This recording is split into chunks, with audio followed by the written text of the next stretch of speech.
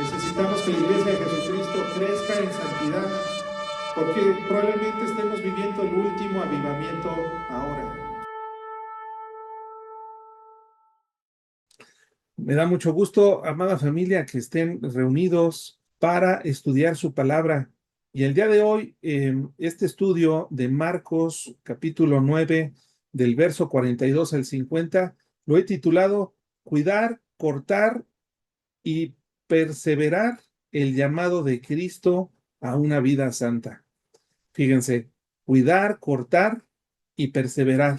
Ese es el llamado que nos hace nuestro Señor Jesucristo en esta parte de la Escritura, que es la continuación de lo que con esto estamos prácticamente terminando el capítulo 9 del Evangelio de Marcos.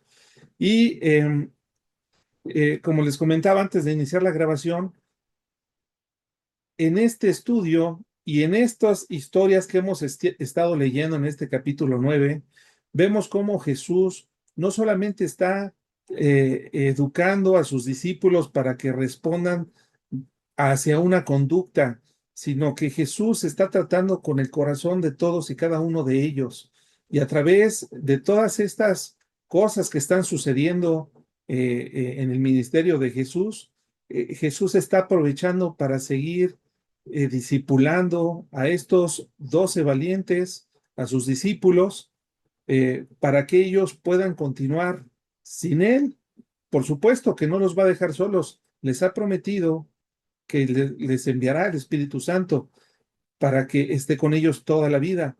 Pero ciertamente el Señor Jesús estaba a unos meses ya de ascender a las alturas, ya con un cuerpo resucitado y glorificado. Así que viendo un poquito el contexto de lo que estábamos estudiando aquí en el capítulo 9 de Marcos, vemos que Jesús acababa de anunciar que él estaba, que era necesario que él fuera entregado en manos de hombres, que fuera crucificado y que resucitara al tercer día, que era necesario que padeciera mucho. Y Jesús está hablando de dándoles este mensaje, ellos no lo entienden, ellos en el camino empiezan a hablar de ellos mismos, viendo quién sería más grande en el reino de Jesús. Así que mientras Jesús se estaba centrando en obedecer la voluntad de su Padre que está en el cielo, ellos están pensando en su propia gloria, en su propia grandeza y y tratando ya de hacer política, ¿verdad? Para ver cómo iban a acomodarse en este nuevo gobierno que Jesús iba a establecer. Mientras Cristo estaba hablando que no solamente era necesario que moriría, sino que iba a tener que sufrir una de las peores muertes, las muertes más humillantes, que era la muerte de cruz, ellos estaban pensando en su propia exaltación. Mientras Cristo estaba caminando hacia su sacrificio, ellos estaban discutiendo sobre su posición dentro del reino. Mientras el rey se dirigía al Calvario para dar su vida en rescate por muchos, ellos estaban preocupados por su propia importancia y lugar dentro del reino. Entonces Jesús toma un niño, eso también ya lo vimos, toma un niño y lo pone en medio de ellos y les enseña que la grandeza del reino no se mide por el reconocimiento que podemos llegar a tener de la gente, sino sino que el reino pertenece y engrandece a aquellos que no buscan ser grandes delante de los hombres, sino que se humillan delante de Dios y sirven a los que no pueden recompensarles nada a cambio. La enseñanza no termina ahí. Más adelante vemos cómo el apóstol Juan hace una intervención y le comenta a Jesús que le prohíbe a alguien echar fuera demonios en su nombre, en el nombre de Jesús, porque no era parte de su grupo de seguidores, de su grupo que Jesús mismo seleccionó. Esto vemos cómo no habían terminado de entender que las cosas en el reino de Dios no funcionan como funcionan en el mundo, ¿verdad? En el mundo carnal.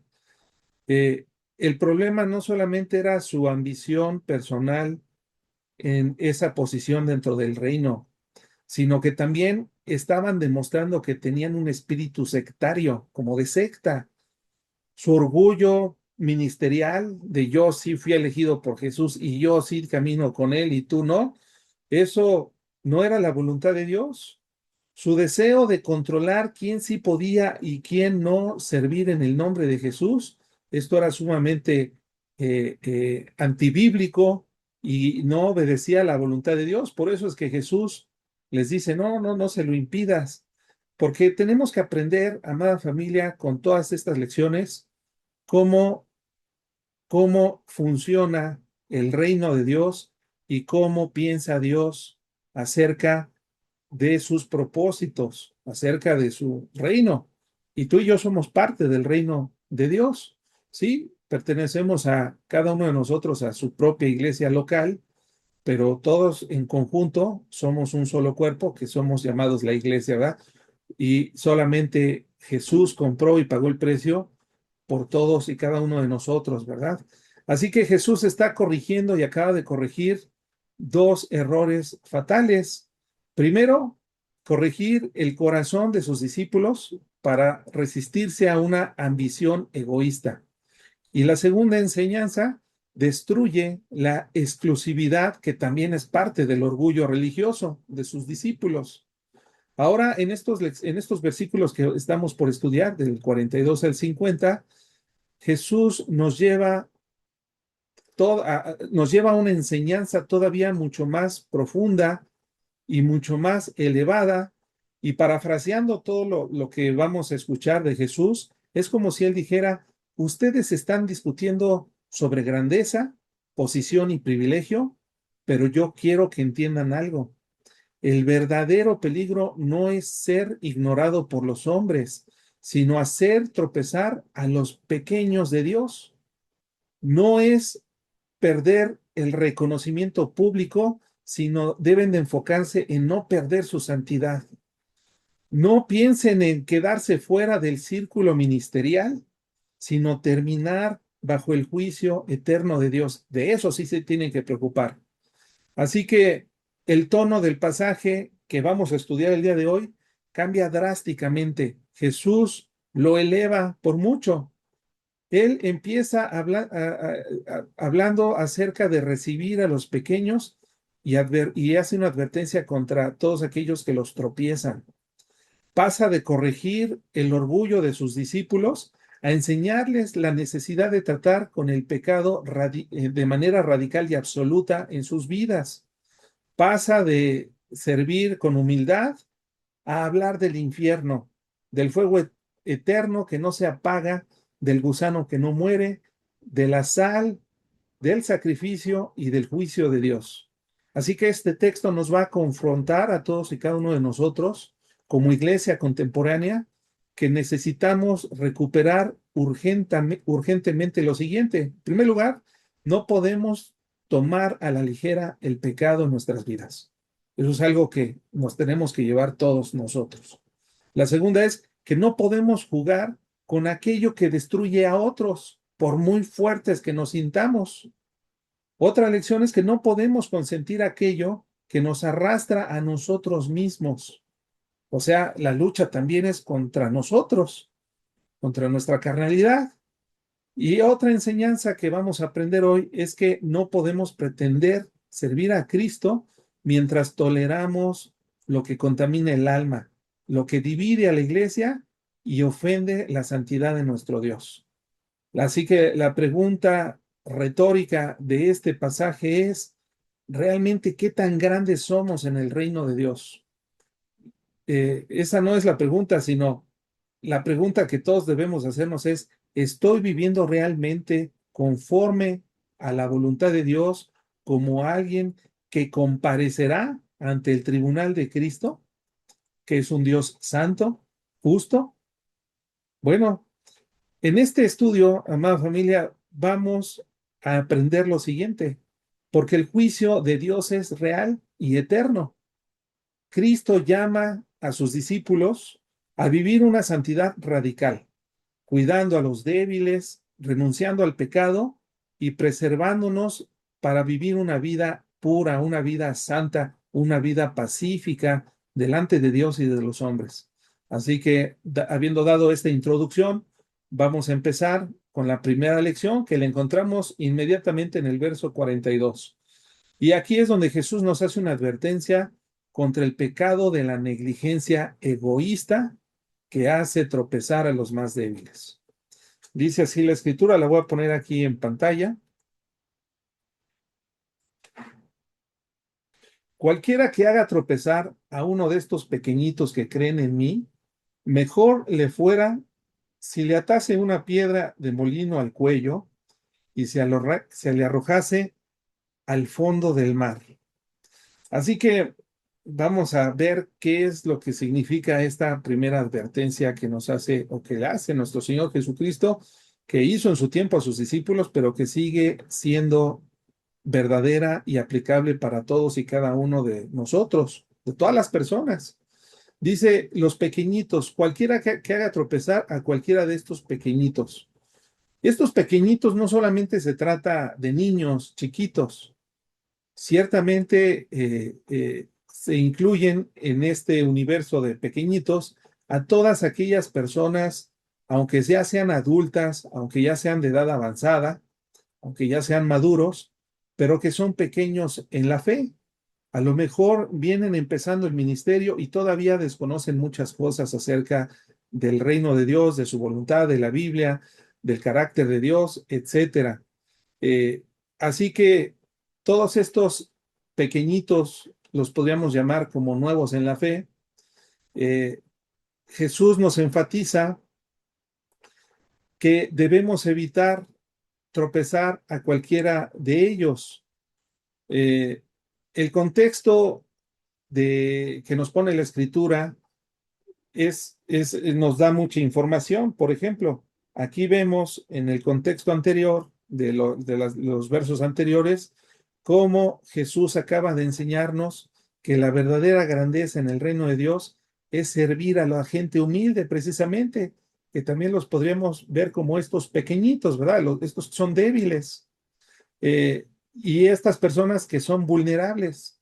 Y son vulnerables no solamente en su economía o en su fuerza, sino también son vulnerables porque desconocen muchas cosas y cualquiera con un poquito de, de, de, de lenguaje bíblico puede manipularlos y puede conducirlos a tomar muy malas decisiones, como aquellos falsos hermanos que utilizan la Biblia para seducir a las hermanas en la iglesia, o los pastores que con la Biblia seducen a sus ovejas para trasquilarlas y recolectar grandes ofrendas para enriquecerse a sí mismos. Esa es la advertencia de Jesús. Aguas, cuidado, porque cualquiera que haga tropezar a estos pequeñitos, mejor le sería que se le atase una piedra de molino en el cuello y se le arrojara al mar. ¿Cuál es la dimensión de esta hipérbole, de este ejemplo que hace Jesús? No habla de manera literal de una piedra de molino, que las piedras de molino son piedras gigantescas, ¿verdad? De, de, de, de 2 metros o más de diámetro, que se amarraban a un palo, eran como una llanta, como esto que tengo aquí, y los hacía girar a través de animales y estaban dando vueltas en círculo y esa piedra de molino pues servía para moler el grano, ¿verdad? Así que no estamos hablando de una piedra pequeña. El juicio es lo que representa el que se le ate una piedra de molino en el cuello. Este es el juicio de Dios. Jesús está comparando el juicio de Dios comparado con una sentencia semejante, como que eres culpable y te amarramos una piedra de molino y te arrojamos al mar. Aparte de que va a ser inevitable el hundimiento, te aseguro que te vas a ir hasta el fondo, a lo más profundo del mar. Así que este es un mensaje de advertencia de Jesús del juicio divino. Así que Jesús está comunicándonos con esta hipérbole que es algo exagerado, ¿verdad? Pues es una hipérbole. La seriedad, la gran seriedad de llevar a los inmaduros en la fe por un mal camino. Incluso el horror de este tipo de muertes eh, nos, nos tiene que señalar lo terrible que va a ser el castigo que Dios va a infringir a este tipo de personas que se aprovecharon de los débiles en la fe para sacar un beneficio personal. Así que cualquier creyente que esté en un estado de vulnerabilidad y caiga en pecado a causa de otro, ese otro va a tener consecuencias devastadoras y que son además eternas. Este texto lo voy a ilustrar con otro texto bíblico para ir ilustrando o ir sistematizando la enseñanza.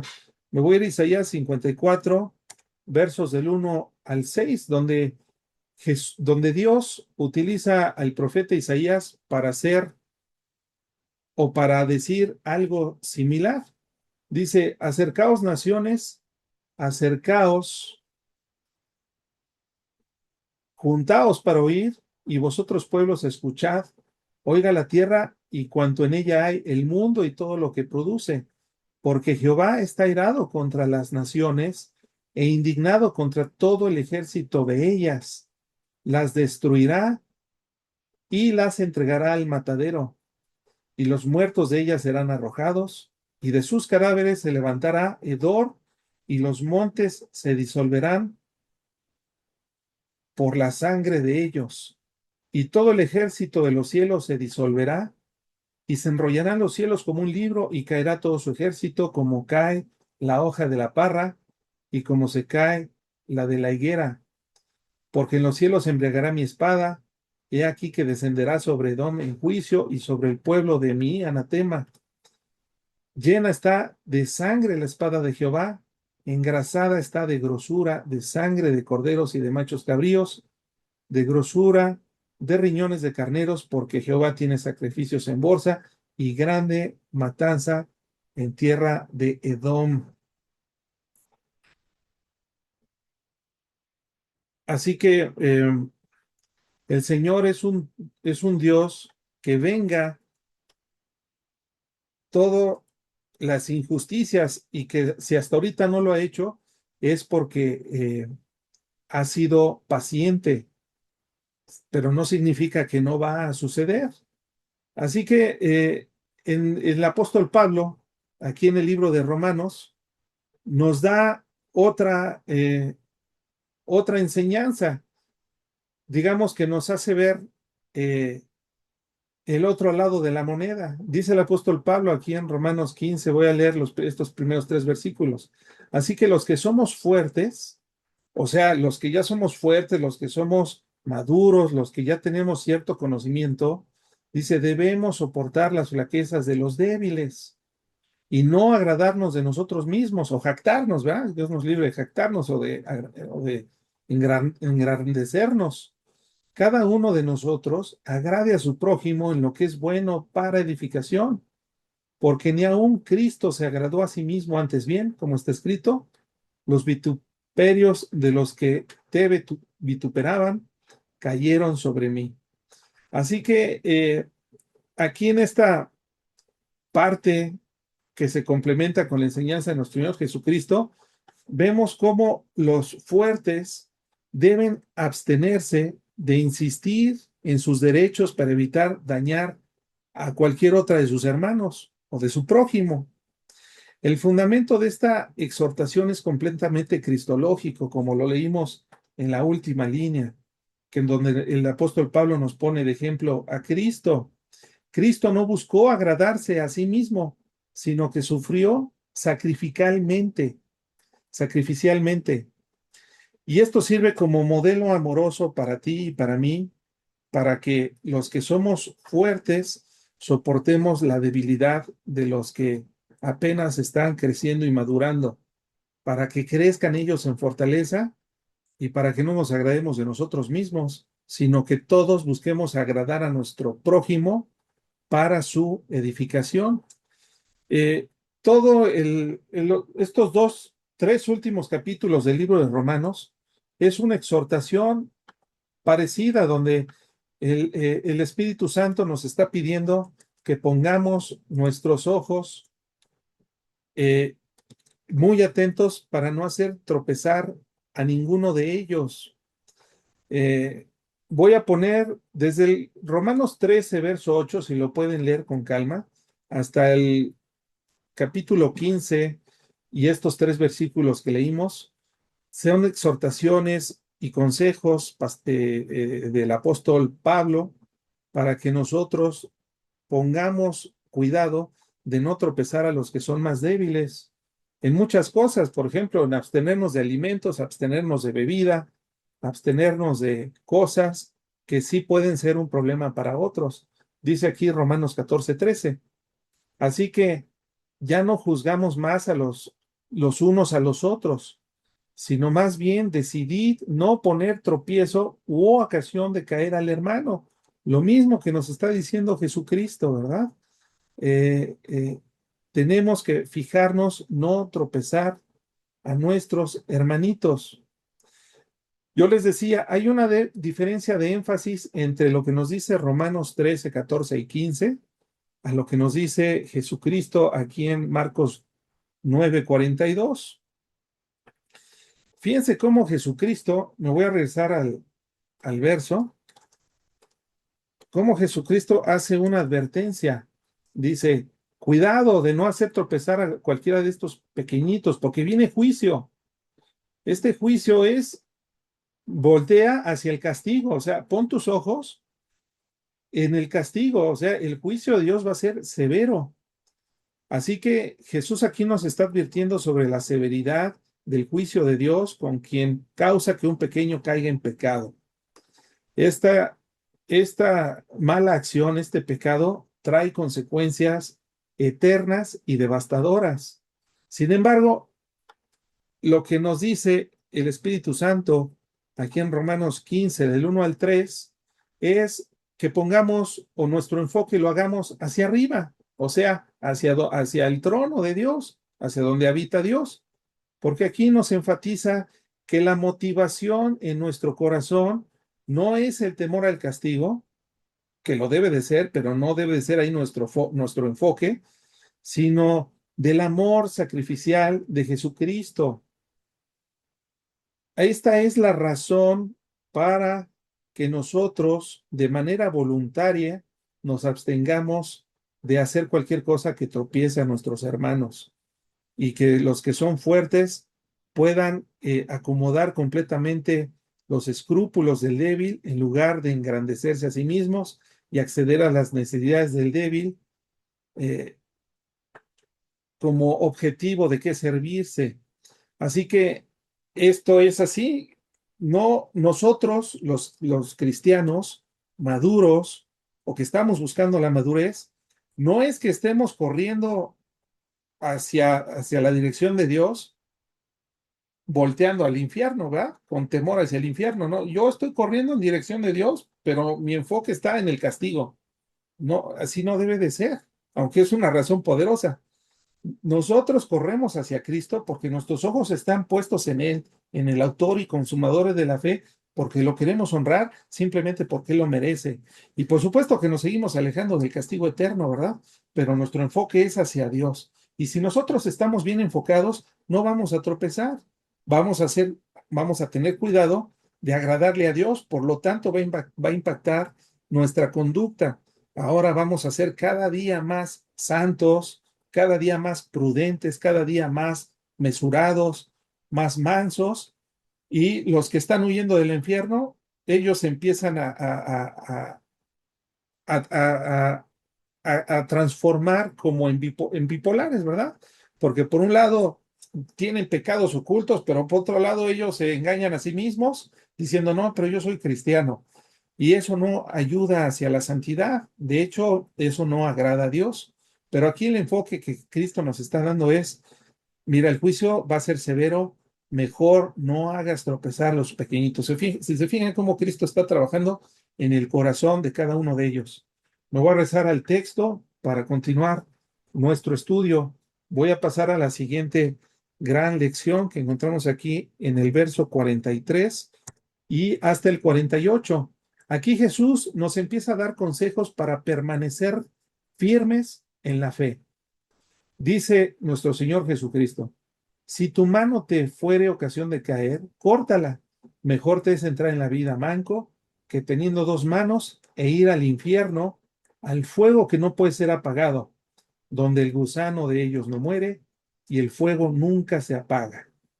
Y si tu pie te fuere ocasión de caer, córtalo. Mejor te es entrar a la vida cojo que teniendo dos pies y ser echado en el infierno, al fuego que no puede ser apagado, donde el gusano de ellos no muere y el fuego nunca se apaga. Y si tu ojo te fuere ocasión de caer, sácalo. Mejor te es entrar en el reino de Dios con un ojo que teniendo dos ojos, que teniendo dos ojos ser echado al infierno, donde el gusano de ellos no muere y el fuego nunca se apaga. Nuestro Señor Jesucristo, si se fijan, nos está diciendo tres veces prácticamente lo mismo. El único cambio que hay entre uno y el otro versículo, entre estos tres bloques, estos tres párrafos, es que en uno el Señor utiliza de ejemplo la mano, en otro el pie y en otro los ojos. Porque estos tres objetos, la mano, el pie y el ojo, son instrumentos primarios o principales mediante los cuales actuamos en el mundo, interactuamos en este mundo y experimentamos a través de esto las tentaciones, el fuego. Estos miembros no son pecaminosos en sí mismos. Y por supuesto que nuestro Señor Jesucristo no está hablando de cortarnos una mano, un pie o quitarnos un ojo de manera literal, pero sí nos está dando ejemplos para que seamos muy radicales en que una vez que identifiquemos qué es lo que nos está haciendo tropezar o caer, entonces tomar medidas igualmente radicales y drásticas. Así que la mano simboliza la acción y la capacidad de hacer. Todos hacemos cosas y utilizamos las manos como instrumentos creativos, ¿verdad? Así que con las manos podemos robar, con las manos golpeamos, con las manos hacemos señas obscenas, escribimos cosas impuras, escroleamos, vemos pornografía, eh, y realizamos ofensas que hacia nuestro prójimo.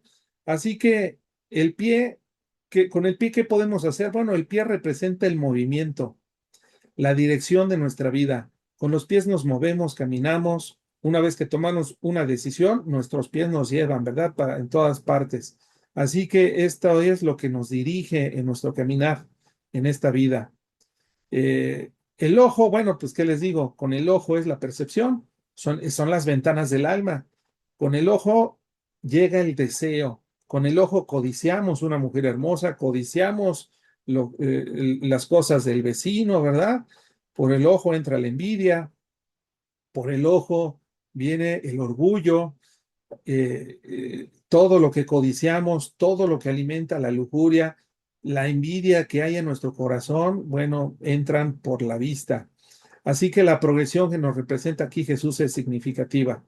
Todo comienza con una acción externa, la mano, ¿verdad? Luego, ya una vez que tomamos esa acción externa, nuestros pies nos llevan en esa dirección equivocada y todo culmina con el ojo, porque el ojo opera frecuentemente en la Biblia eh, con nuestros deseos y nos lleva a lugares comprometedores y finalmente se expresa en acciones concretas que son pecaminosas. Así que Jesús nos está presentando estas tres amputaciones hipotéticas, no literales, ¿verdad? Hipotéticas, como preferibles a retener estos miembros y enfrentar el infierno. Así que la radicalidad de la imagen subraya que debemos tomar en serio cualquier cosa que nos conduzca al pecado, sin importar cuán valiosa o integrada sea a nuestra identidad. No se trata, insisto, de una amputación literal, sino de acciones radicales y concretas. Pero fíjense cómo Jesús En cada uno de estos tres bloques, en el verso 44, 46 y 48, nos dice exactamente lo mismo, ¿verdad? Que en el infierno, dice ahí, el gusano de ellos no muere y el fuego nunca se apaga. Tres veces nos dice Jesucristo lo mismo, donde el gusano no muere. ¿Por qué la repetición?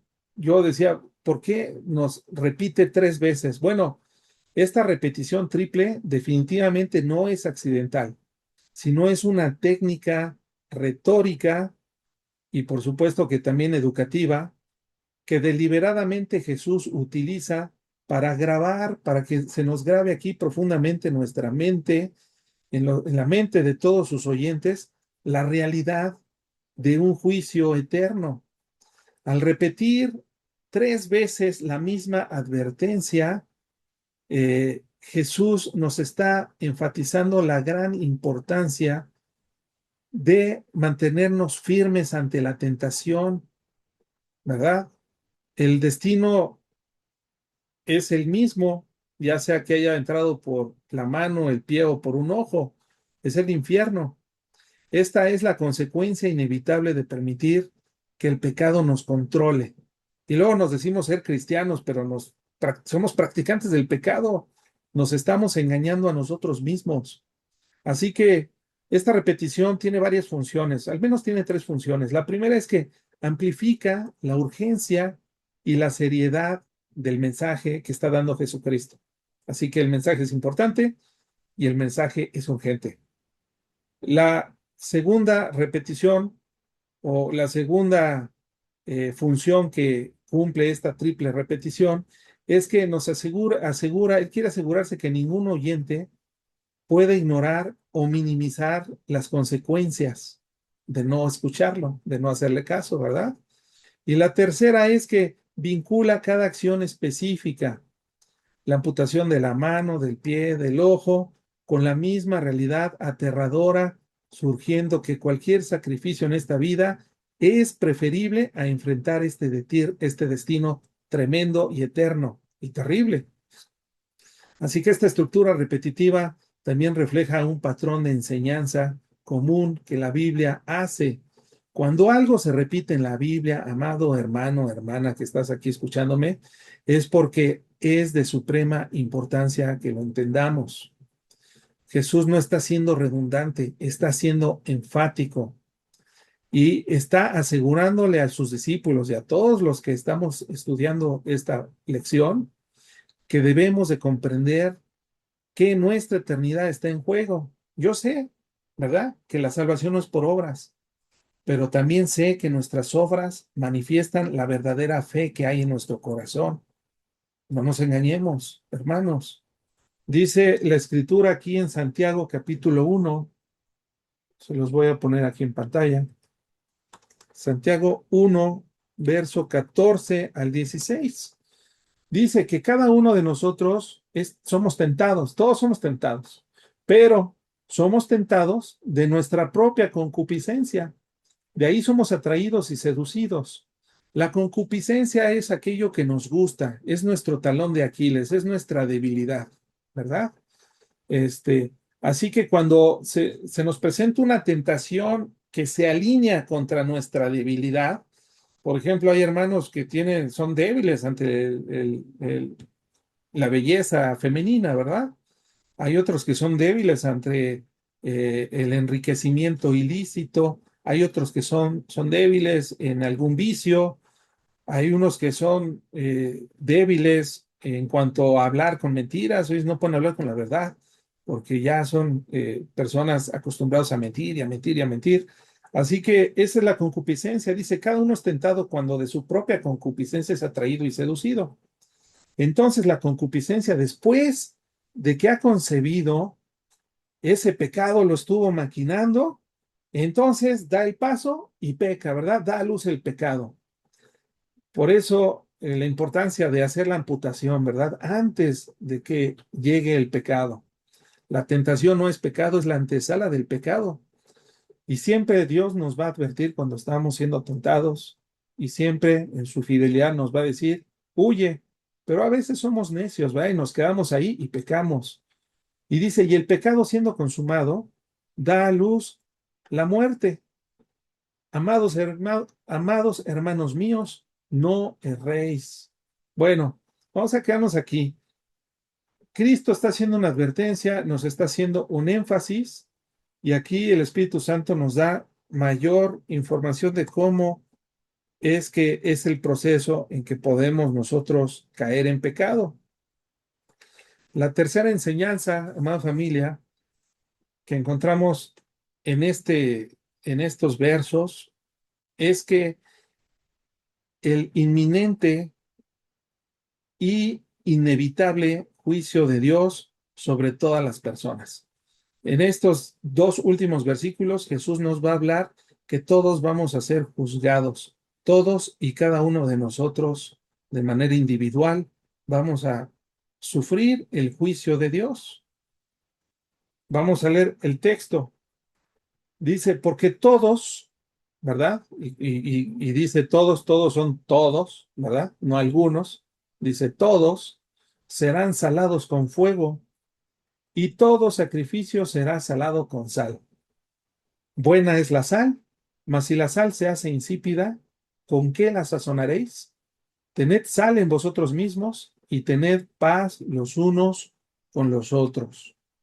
Así que este primer versículo, porque todos serán salados con fuego y todo sacrificio será salado con sal, es uno de los versículos más desafiantes para cualquier exégeta, ¿verdad?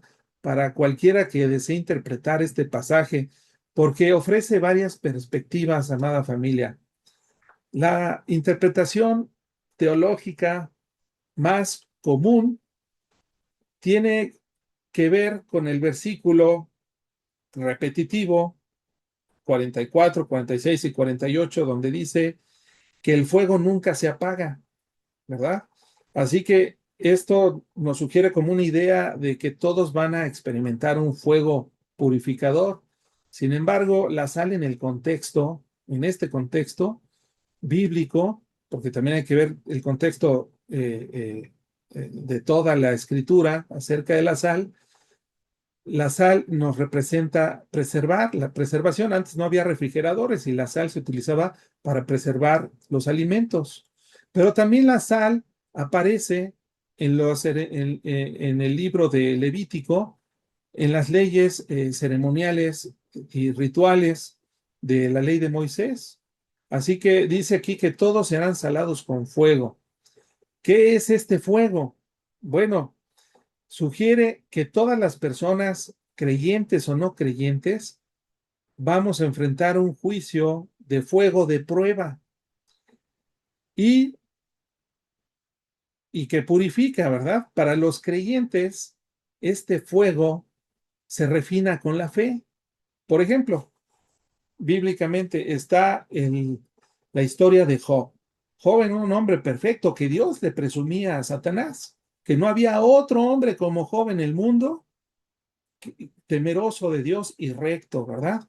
Sin embargo, viene la tentación, viene la prueba, no viene de Dios, viene de Satanás. Y prueba la fe de Job y la purifica de tal manera que cuando llegamos al final de su historia, donde Dios le restituye todo y después de un grande diálogo entre Job y sus tres amigos, con Dios, etcétera, vemos cómo la fe de Job se purifica, ¿verdad? Porque él pasó por una prueba de fuego. Todas las tentaciones, todas las cosas malas que nos pasan, enfermedades, desempleo, bancarrota, etcétera, es el calor del fuego en nuestras vidas, hermanos. La diferencia es cómo vamos a responder ante este fuego. Todos estamos siendo salados con fuego. Sin embargo, eh, para los incrédulos, este fuego es eterno y se vive en el infierno. Bueno, el destino eterno se llama lago de fuego. Así que el sacrificio salado, voy a poner otra vez el texto, dice, porque todos serán salados con fuego, unos con el fuego de la prueba y lo van a superar, y otros con el fuego del infierno, ¿verdad? Pero todos vamos a ser salados con fuego. Y todo sacrificio será salado con sal. Así que esta segunda parte del versículo, que todo sacrificio será salado con sal, es tomado de Levítico. Levítico 2, verso 13, nos habla la Escritura. Y sazonarás con sal toda ofrenda que presentes, y no harás que falte jamás tu ofrenda, de tu ofrenda, la sal del pacto de tu Dios. En toda ofrenda tuya ofrecerás sal. Así que Dios nos está revelando que el significado profundo que representaba la sal en los sacrificios de los judíos, de los israelitas. La sal, ya les comenté que es un elemento que se utiliza como eh, preserver, preserverante para preservar y para purificar. En el mundo antiguo, la sal era valiosa porque se utilizaba para preservar la carne, para que no se corrompiera, no se echara a perder tan rápido, ¿verdad? Pero en el contexto del sacrificio que acabamos de leer de Levítico, la sal simboliza que la ofrenda era duradera, incorruptible y aceptable ante Dios. No era un nuevo mero condimento, ¿verdad? Para que le supiera rico el sacrificio a Dios, ¿verdad? Sino es un elemento que transformaba el sacrificio en algo puro y preservado. Ahora, la sal sella también el pacto de Dios que hizo con su pueblo. Por eso le llama la sal del pacto. La sal representa el compromiso permanente entre Dios y su pueblo, la nación de Israel. Así que este pacto no era temporal ni corruptible, era eterno, pero también era vinculante.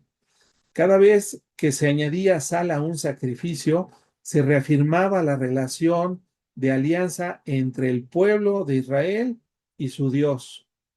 La sal, entonces, sellaba la ofrenda como parte de un acuerdo sagrado que no podía ser disuelto. Ahora, ¿cómo lo conectamos en el contexto de lo que estamos leyendo en esta historia, en este bloque de versículos de la lección de hoy? Bueno, Dios por medio de Jesucristo está enfatizando el juicio universal e inevitable hacia todas las personas. No hay escape del fuego divino. La pregunta es si este fuego que estamos atravesando o que vamos a estar atravesando a lo largo de nuestra vida realmente nos va a purificar o nos va a consumir. Yo pienso que todos deseamos que nos purifique, ¿va? Nadie quiere ser consumido por fuego. Así que para los discípulos, la implicación es muy clara. Es mejor someterse voluntariamente al fuego de la disciplina de Dios y la renuncia de lo que nos gusta ahora que enfrentar el fuego del juicio eterno que es después y que además es eterno. Así que veamos aquí otra historia para seguir ilustrando lo que estamos aprendiendo en estos textos. En Lucas 16:22, Jesús está dando una parábola, dice, o una historia. Dice, aconteció que murió el mendigo y fue llevado por los ángeles al seno de Abraham, y murió también el rico y fue sepultado. Y en el Hades alzó sus ojos estando en los tormentos y vio de lejos a Abraham y a Lázaro en su seno. Entonces él dando voces dijo, Padre Abraham, ten misericordia de mí y envía a Lázaro para que moje la punta de su dedo en la lengua y refresque mi lengua, porque estoy atormentado en esta llama. Aquí vemos a un alma de un rico que estaba siendo atormentado en el fuego del infierno, ¿verdad? En el Hades. Sin embargo, Lázaro estaba siendo consolado en el seno de Abraham. Uno fue llevado al paraíso y el otro, el alma del justo, llamado Lázaro, estaba siendo consolado en el seno de Abraham, ¿verdad? En el paraíso. Pero en el infierno, que es otro nombre del Hades, estaba el rico que vivió su vida. Sin embargo, esta es solamente una muerte la primera muerte. Todos nacemos y todos vamos a morir. Pero en la Biblia nos habla de una segunda muerte y de un nuevo nacimiento. Los que estamos en Cristo, nacimos de mamá y cuando creemos en el Evangelio de Jesucristo volvemos a nacer. Y ya la muerte, la segunda muerte no tiene más poder con nosotros, ¿verdad? Porque nacimos dos veces y morimos una vez. Pero los que se pierden, todas estas personas que sufren del castigo del infierno, nacen de mamá, mueren en su carne y luego vuelven a morir. ¿Cuándo? Cuando sean sacados del infierno para llegar al juicio de Dios y después ser arrojados a un lugar de tormento eterno, ¿verdad? Dice Apocalipsis 20:13. Y el mar entregó a los muertos que había en él, y la muerte y el Hades entregaron los muertos que había en ellos, y fueron juzgados cada uno según sus obras. Aquí está el rico de la historia que acabamos de leer. Él vivió, nació de mamá, vivió una muerte, una vida nada piadosa, y cuando muere su cuerpo, su alma desciende al infierno, que es el Hades. Pero dice aquí en Apocalipsis 20 que todas estas almas que estaban en tormento del fuego van a salir del Hades para ser juzgados por Dios. Este es el tribunal del trono blanco. Dice, y la muerte y el Hades fueron lanzados al lago de fuego, y esta es la muerte segunda. Así que todos los que mueren y van al infierno volverán a morir, y esta muerte será eterna y será permanente. Pero me regreso aquí a la historia, al último versículo, en Marcos 9:50. Dice, buena es la sal, mas si la sal se hace insípida, ¿con qué la sazonaréis? Tened sal en vosotros mismos y tened paz los unos con los otros. ¿Qué significa todo esto? Si la sal se vuelve insípida, ¿con qué, con qué sazonaréis? La respuesta es obvia, ¿no? Pues con nada, porque si ya no tiene sabor la sal, si ya no tiene su potencia, ¿cómo se puede restaurar la utilidad de una sal que ya perdió sus propiedades? Ya no se puede. Así que una vez que la sal pierde su naturaleza preservadora y purificadora, es completamente inútil y debe de ser descartada. Es así cuando un cristiano pierde su sabor, pierde su sal, pierde su santidad. Es a donde quiero llegar. Es así que esta imagen que nos presenta nuestro Señor Jesucristo funciona básicamente en dos niveles. De manera literal, la sal antigua se exponía a la humedad. Cuando se exponía a la humedad, perdía gradualmente su sabor, pero espiritualmente Jesús nos está advirtiendo, le está advirtiendo a sus discípulos y a nosotros también, que si pierden su sabor, su capacidad de ser sal que preserva este mundo ya se perdió. Si nosotros los creyentes comprometemos nuestros principios, renunciando a nuestra purificación, es decir, a nuestra santidad, renunciando a la purificación que Dios nos hace, ¿verdad? Pasar por fuego para purificarnos, y nos empezamos a conformar con el pecado, y ya la secretaria ya te hizo ojitos, ya quieres llegar bien temprano a la oficina para que te sirva un café. Hermano, ya estás perdiendo el sabor de la sal, ya no estás preservando el mundo, ya no eres útil, ¿verdad? Así que estamos perdiendo el sabor. Eh, Nos estamos ya conformando al pecado y ya estamos perdiendo entonces el propósito que nos distingue a nosotros como creyentes del resto de la humanidad. Dice Jesús, tened sal en vosotros mismos, tened sal en vosotros mismos. Esta es una exhortación profunda. Mantente en tu pureza, en la preservación. Este es el carácter refinado del fuego del sacrificio que Dios utiliza para nosotros. Así que no es suficiente el haber sido salados una vez cuando creímos, ¿verdad? Hace 20 años, hace 5 años. No es suficiente. Eh, Debemos mantener la cualidad preservadora activamente.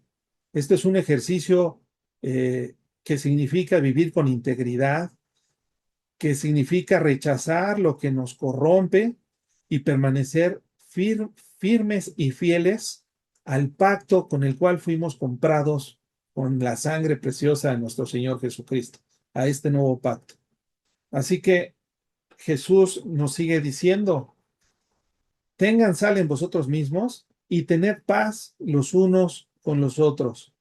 El versículo culmina con una transición crucial, la purificación personal a la reconciliación comunitaria. O sea, te purificas y además te reconcilias, ¿verdad? Con tus vecinos, con el prójimo, los que te rodean. En la iglesia, entre hermanos, hay hermanos, yo conozco, ¿verdad?, que no se pueden ver, aunque vayan a la misma iglesia, prefieren sentarse muy lejos los unos de los otros. Esto contradice la enseñanza que estamos escuchando aquí. La paz entre los discípulos surge como fruto natural de ser sal. Cuando cada uno ha sido purificado y preservado por el fuego divino, entonces podemos coexistir todos en armonía. La sal que preserva también une. La purificación personal genera paz relacional. Sin esta sal, sin el carácter transformado, la comunidad se desmorona en conflicto y entran las divisiones, los chismes y las calumnias a la iglesia. Así que en conclusión, amada familia, ya para terminar el pasaje, hemos aprendido que en estas líneas, después de haberlas estudiado, no podemos salir indiferentes. Cristo nos ha hablado con una seriedad que nos debió haber sacudido el alma. No podemos tomar el pecado con ligereza. No podemos jugar con aquello que hace tropezar a otros. No podemos conservar lo que nos arrastra lejos de nuestro Dios. Y no podemos llamarnos discípulos de Cristo y al mismo tiempo perder la sal de una vida pura, obediente y pacífica delante de Dios. Jesús nos asegura que todos vamos a ser salados con fuego. Ya lo leímos. La pregunta es si ese fuego nos va a purificar como hijos que se someten a la voluntad de Dios sin cuestionarlo, o nos va a consumir como pecadores que rechazaron constantemente su gracia. Bueno, si hay algo que nos está haciendo caer, entonces lo tenemos que cortar de nuestra vida. A lo mejor es nuestro compadre, nuestro vecino, nuestro amigo de la infancia. Córtalo. Es mejor entrar al cielo sin él que los dos nos vayamos al infierno, ¿verdad? Si hay un pecado que estamos protegiendo, y lo tenemos que confesar. La confesión nos libera y nos ayuda como parte del proceso del arrepentimiento. Y si hemos sido tropiezo hacia otros más débiles, entonces tenemos que pedirle perdón a Dios en arrepentimiento, ¿verdad? Si nuestra vida ha perdido o está perdiendo la sal de la santidad, entonces tenemos que regresar a Cristo. Yo le pido a Dios que despierte el espíritu de todos y cada uno de nosotros y que seamos levantados en un avivamiento que glorifique a Dios. Así que recordemos que Jesús fue a la cruz para librarnos del infierno. Él cargó con el juicio justo de Dios que merecían sus ovejas y ese castigo lo recibió en su propio cuerpo. Él tomó nuestro lugar como pecadores, Él siendo santo, puro y sin defecto. Pero no solamente eso, sino que dice el Evangelio que Él resucitó de entre los muertos, para que todo aquel que en Él cree no perezca, sino que tenga vida eterna, como lo dice el Evangelio de Juan, capítulo 3, verso 15. Así que vengamos todos y creamos en la obra de nuestro Señor Jesucristo. Rindámonos a Él y vivamos hoy con la seriedad de alguien que va a comparecer delante de Dios Santo. Vamos entonces a cuidar a los débiles, apoyarlos y vamos a reconciliarnos con todos aquellos que ya no les hablábamos. Renunciemos al pecado, amada familia, y preservámonos para una vida pura y pacífica para la gloria de nuestro gran Dios y Señor, nuestro Señor Jesucristo. Oremos, hermanos. Señor, te damos gracias, Padre, por tu palabra. Gracias, Señor, porque podemos encontrar palabras de aliento, de paz, de bendición, de ánimo, Señor. Gracias porque tú nos expones tu corazón y tú estás trabajando y obrando en nuestros corazones para que caminemos en una vida que te honre, Señor. Gracias, Padre, por estos textos tan hermosos. Te rogamos, Señor, que tú lo grabes en nuestros corazones y cuando llegue el momento de la prueba de fuego, Señor, de esa sal, eh, seamos nosotros capaces de regresar al camino que a ti te gusta, Padre. Yo bendigo a todos y cada uno de mis hermanos que están aquí presentes, los que lo están escuchando en una grabación. Bendícelos y guárdalos para tu gloria, en el precioso nombre de Cristo Jesús. Amén. Suscríbete al canal, sigue creciendo en la fe por medio del conocimiento de la verdad y para la gloria de Dios.